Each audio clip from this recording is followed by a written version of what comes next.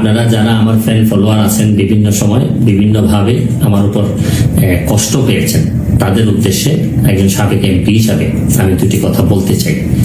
আমি আপনাদের এই সংস্কার, কোটা সংস্কার যে আন্দোলন, এই আন্দোলনে বা বৈষম্য বিরোধী ছাত্র আন্দোলন, এই আন্দোলনে কোটা সংস্কারের জন্য আমি সবসময় আপনাদের সাথে ছিলাম এবং এটাতে যারা আহত নিহত হয়েছেন তাদের পক্ষেও, এই বিচারের পক্ষেও আমি ছিলাম।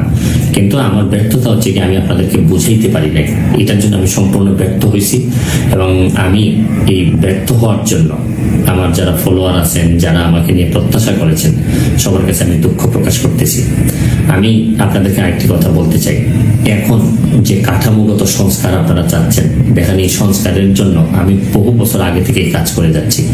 আপনারা দেখেন এই দুর্নীতির বিরুদ্ধে যুদ্ধ গত 15 বছরে আপনারা যে 2-3 জন মানুষ দুর্নীতির বিরুদ্ধে সোচ্চার ছিলেন, এর মধ্যে হয়তো আমাকে একজন আপনারা পাবেন। আপনারা জানেন যে আমি এস আলমের বিরুদ্ধে নিজে বাদী হয়ে মামলা করছি টাকা পাচারের জন্য। আপনারা জানেন যে আওয়ামী লীগের বর্তমান কমিটির যিনি প্রচার সম্পাদক আব্দুস সুবহান গোলাম, তার আমেরিকাতে 9 বাড়ি থাকা নিয়ে আমি নিজে বাদী হয়ে মামলা করছি।